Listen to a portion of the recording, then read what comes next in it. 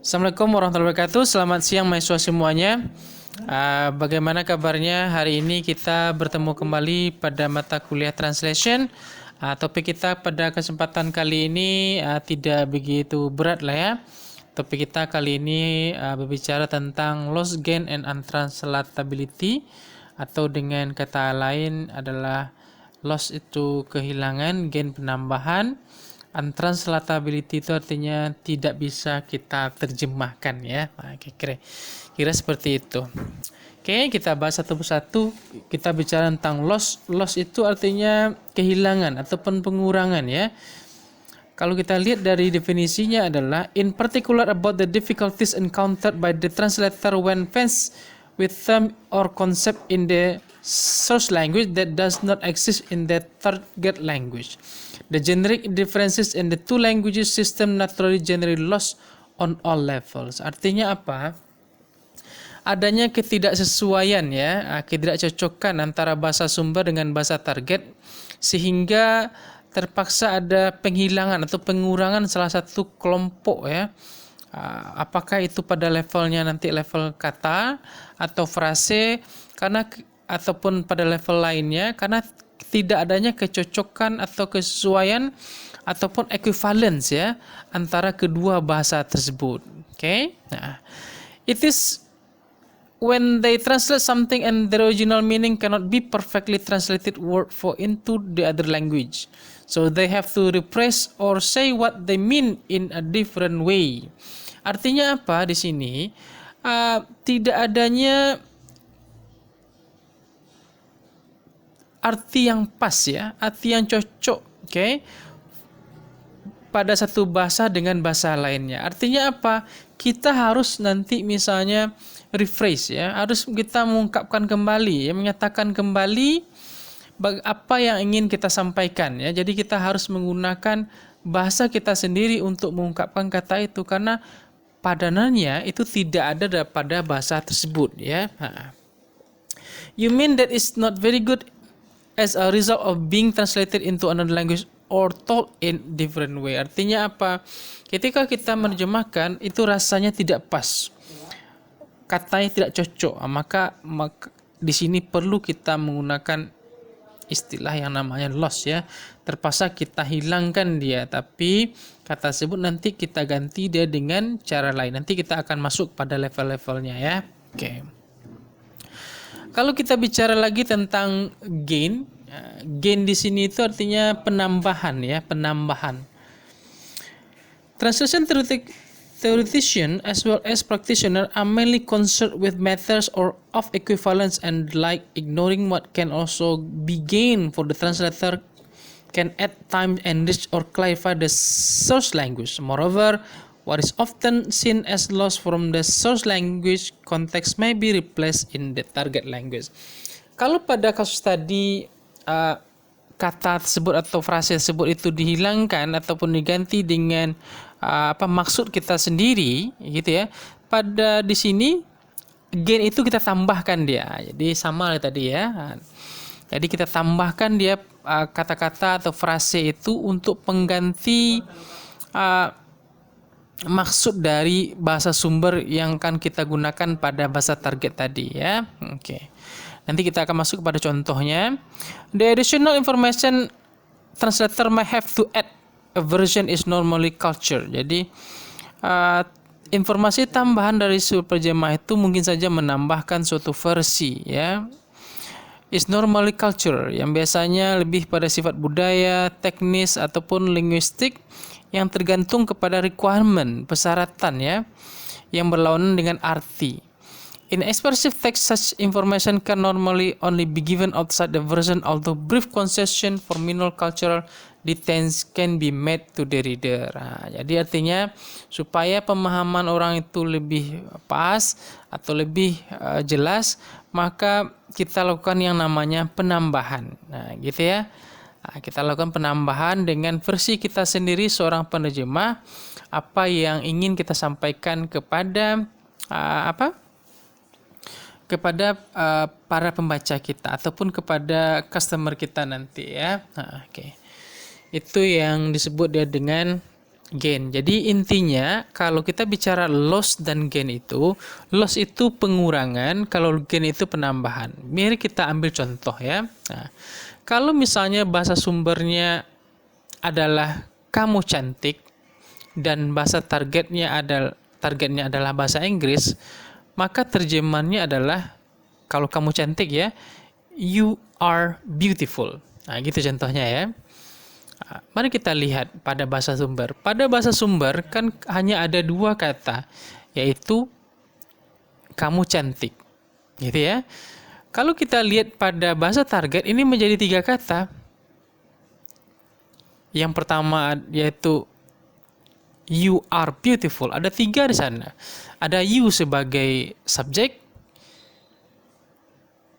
sementara are sebagai to be, itu pengganti kata kerja. Beautiful ada kata sifat. Ada tiga di sana. Sementara pada bahasa Indonesia itu hanya ada dua saja. Nah, inilah yang disebut dengan proses gain, penambahan ya. Kita tambah kata itu supaya artinya berterima. Kalau kita hanya menggunakan kata you beautiful dalam bahasa Inggris, itu tentu saja dia tidak akan berterima. Tidak jelas dia, itu pasti salah dia cara proses penerjemahannya. Gitu ya. Jadi harus kita tambahkan are di sana. Kenapa kita harus tambahkan are? Karena to be dari you itu adalah are. Gitu ya. Harus kita tambahkan, harus kita mengikuti aturan seperti itu. Oke, nah, hal yang sama bisa kita balikkan. Misalnya kalau kita mendapatkan teks bahasa Inggris misalnya you are beautiful. Oke. You are beautiful. Maka kita akan menerjemahkan ke dalam bahasa Indonesia, maka terjemahannya adalah kamu cantik. Walaupun nanti dalam katanya itu adalah arti secara naturalnya ataupun secara literalnya adalah kamu adalah cantik. Ketika kita menuliskan terjemahan kamu adalah cantik dalam terjemahan, jelas-jelas ini adalah suatu bentuk kalimat yang tidak berterima dalam bahasa Indonesia, karena tidak ada orang yang menulis kamu adalah cantik. Oke?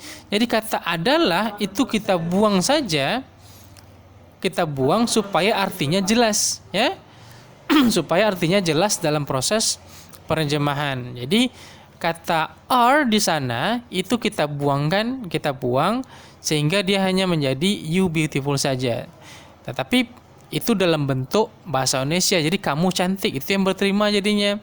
Oke, jadi tidak pernah dalam bahasa Indonesia itu kata adalah itu dipakai ya, kamu adalah cantik, tidak berterima dia.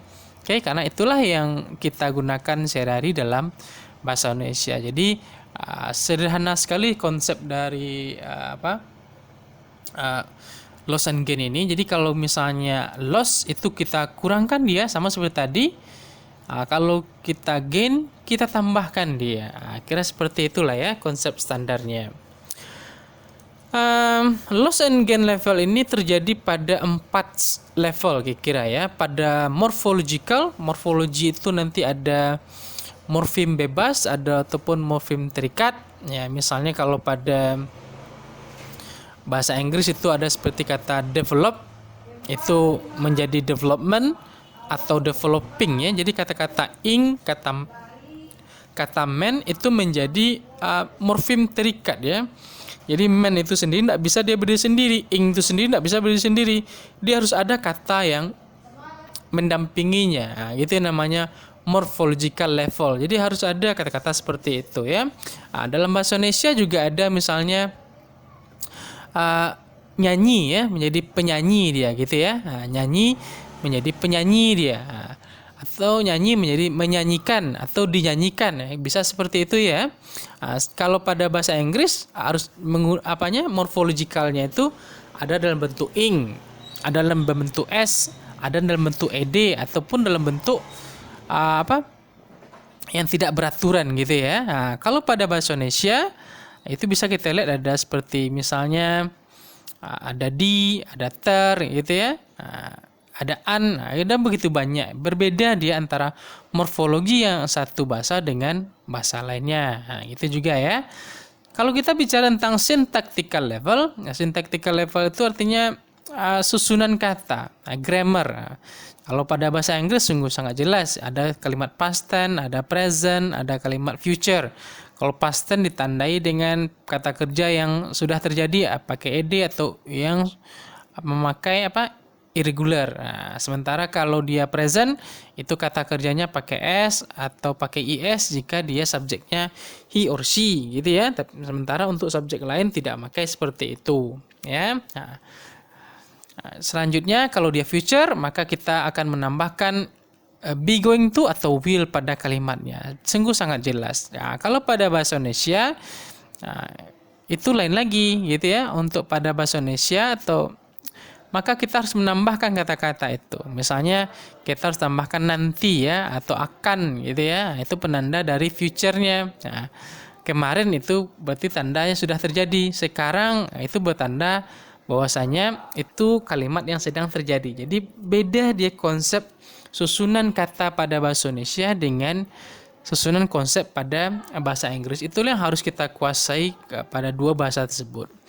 Kita bicara tentang semantic level, itu arti kata. Arti kata itu tidak semua kata itu bisa diartikan simetris secara langsung ya. Misalnya seperti seperti kata padi ya, padi. Padi pada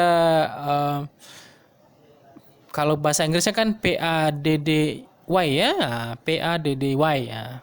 Padahal padi itu banyak sekali dia. Ya, kalau kita bicara di luar negeri, ya gitu ya. Nah, padi itu apa? Nah, padi itu ya beras gitu ya. Nah, atau rice itu nasi. Jadi padi itu adalah padi itu.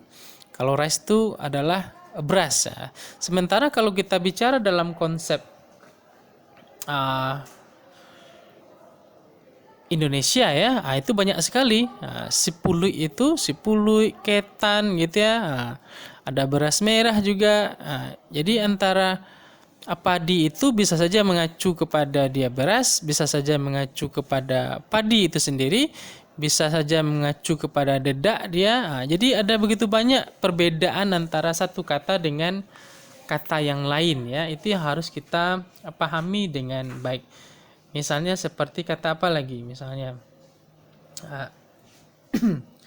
seperti misalnya kata melihat ya atau melihat. Kalau dalam bahasa Inggris seperti saya bilang kemarin itu banyak sekali istilahnya.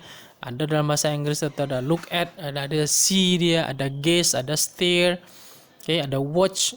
Semua itu artinya melihat juga, tapi pada bahasa Inggris itu lebih beda artinya ya. Itu yang harus kita pahami arti dari setiap kata itu dengan baik. Cocokkan dia mana kata yang pas pada setiap bahasa yang dituju. Textual level itu artinya adalah kata-kata penghubung ya. Nanti kita akan bicara tentang conjunction, kita akan bicara noun, adjective, adverb gitu ya. Phrase juga semuanya itu akan berhubungan nanti ya. Apakah nanti conjunctionnya, bagaimana cara pengaturannya, apakah boleh and gitu ya, apakah boleh or, kapan kita menggunakan but gitu ya, atau however, bagaimanapun juga. Hal ini perlu kita pelajari bersama-sama. Kadang-kadang dalam satu bahasa, cara seperti ini tidak sama dia. Kadang-kadang ada aturan-aturan yang perlu kita terapkan ya. Itu kajian tentang loss and gain. Jadi tidak begitu rumit ya. Dan inilah topik kita yang terakhir, untranslatability. Kalau untranslatability itu artinya tidak bisa kita terjemahkan ya. Untranslatability tidak bisa terjemahkan. Bagaimana caranya? Untranslatability is property of text of any utterance in one language for which no equivalent text or utterance can be found in other language. Sama artinya tadi ya. Jadi untranslatability itu adalah suatu bentuk atau fitur dari sebuah teks ya, of any utterance in one language, dari suatu ujaran dari suatu bahasa yang no equivalent text, tidak ada satupun padanannya yang cocok ya, yang ditemukan pada bahasa lain. Itu namanya untranslatability. Bagaimana cara kita mengatasi kasus seperti ini kalau ada kata-kata ataupun bahasa yang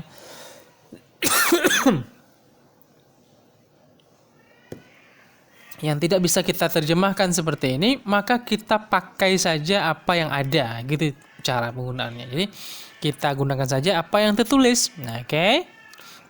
Apa yang tertulis itu yang kita pakai.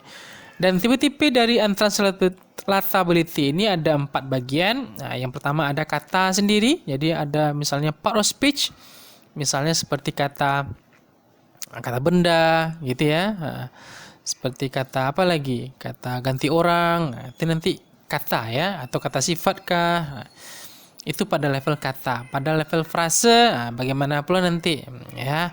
Apa sih bedanya gitu ya? Nah, biasanya pada satu bahasa dengan bahasa lain, itu nanti akan susah kita mencari katanya. Kalau kita ambil contoh dari segi kata ya, misalnya seperti puro. Kalau teman-teman tahu puro itu ya, mungkin ada yang tidak tahu puro itu ya. Puro itu adalah semacam dompet ya, semacam dompet yang digunakan yang terbuat dari kain dan ujung-ujungnya itu diberi tali ya, nanti diikatkan atau digeser ya. Itu fungsinya sebagai dompet dulu ya. Biasanya digunakan dalam film-film kerajaan seperti itu ya. Itu namanya puro gitu ya. Itu dari segi kata. Itu nggak bisa kita terjemahkan wallet, itu beda dia ya.